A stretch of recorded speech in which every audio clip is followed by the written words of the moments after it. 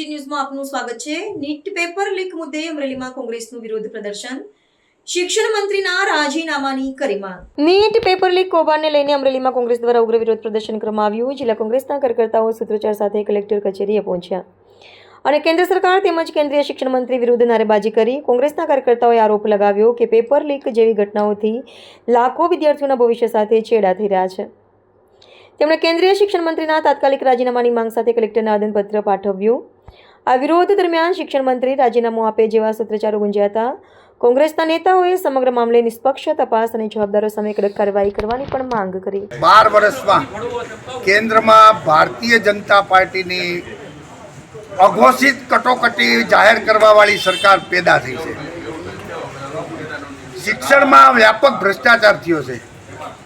ભ્રષ્ટાચાર તો ઠીક, પણ શિક્ષણનો વેપાર કરનારા આરએસએસના દલાલો શિક્ષણ સંસ્થામાં ઘૂસી ગયા છે અને પોલીસ ખાતામાં પણ આરએસએસના દલાલો ઘૂસી અને સિવિલ ડ્રેસમાં પોતાને પોલીસ ગણાવી અને બેરમીથી વિદ્યાર્થીઓને જે કંઈ માર્યા છે અને એ અત્યાચારમાં આપણી એક બેન દીકરી કે જે ખરેખર શિક્ષણનો અવાજ ઉઠાવવા માંગતી હતી, એમનું કરુણ મોત થયું છે।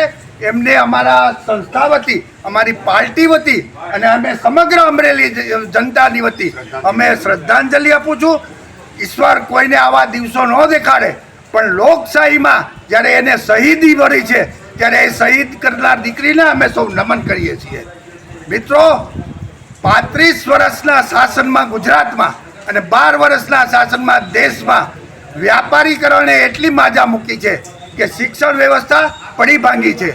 શિક્ષણનો અવાજ જ્યારે વિદ્યાર્થી પોતે રજૂ કરવા જાય ત્યારે આ દમનકારી સરકાર એના મોઢા દબાવવા અને એમનું ખૂન કરવા પણ તત્પર થઈ ગઈ છે, જે શરમજનક બાબત છે। માનનીય રાષ્ટ્રપતિશ્રીને અમે આજે આ આવેદનપત્ર આપી વિનંતી કરીએ છીએ કે રાષ્ટ્રપતિશ્રી, જે સરકાર સત્તામાં છે એને જ્યારે સમગ્ર દેશમાં અમારી પાર્ટી સામે આંદોલન કરવું પડે, શા અમારો ગુનો? અમે શું કર્યું છે એવી 35 વર્ષમાં કે 12 વર્ષમાં કેન્દ્રમાં કે અમારી સામે એને આંદોલન કરવું પડે? પોતાની નાકામી છુપાવવા માટે નત નવા નાટકો કરી આ દેશને ગુમરાહ કરી યુવાનોને બેકાર રાખવાનો ધંધો જે એને શરૂ કર્યો છે એ શરમજનક બાબત છે।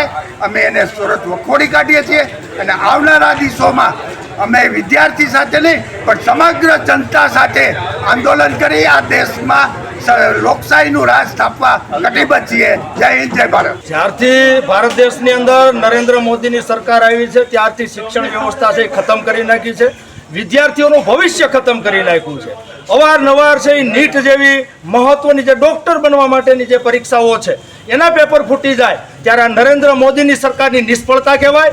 ત્યારે નરેન્દ્ર મોદીની સરકાર સામે, એના શિક્ષણ મંત્રી સામે જ્યારે દેશના યુવાનો જેનજી જ્યારે જંતર મંતર ખાતે જ્યારે આંદોલન કરતા હોય અને ત્યારે 25 દિવસનો સમય વીતી ગયો છતાં પણ આ અહંકારી અને ઘમંડી નરેન્દ્ર મોદીની સરકાર વિદ્યાર્થીઓ સાથે સંવાદ નથી કરતી, ત્યારે જે વિદ્યાર્થીઓ ઉપર જે જંતર મંતર ખાતે જે લાઠીચાર્જ થયો એના વિરોધમાં લોકસભાના વિરોધ પક્ષના નેતા, અમારા નેતા માનનીય રાહુલ ગાંધીજીએ જે ધરણા પ્રદર્શન કર્યું નરેન્દ્ર મોદીના આવાસના બહાર, તો એને ટીંગાટોળી કરીને લોકશાહીની અંદર વિરોધ પક્ષના નેતાને પણ ઢસડવામાં આવ્યા, વિદ્યાર્થીઓને બેફામ મારવામાં આવ્યા, પોલીસની જગ્યાએ આરએસએસના ગુંડા ઉતારવામાં આવ્યા। તો એની વિરુદ્ધમાં રાહુલ ગાંધીના સમર્થનમાં, વિદ્યાર્થીઓના સમર્થનમાં આજે સમગ્ર અમરેલી જિલ્લા કોંગ્રેસ સમિતિ અને અમરેલી જિલ્લા કોંગ્રેસ સમિતિના આગેવાનો અમરેલી જિલ્લા કલેક્ટર કચેરી ખાતે આવેદન આપવા આવ્યા છીએ અને અમારે જિલ્લા કલેક્ટર થ્રુ રાષ્ટ્રપતિ મહામહિમ છે એમને આવેદન મોકલું છે અને અમારી માગણી છે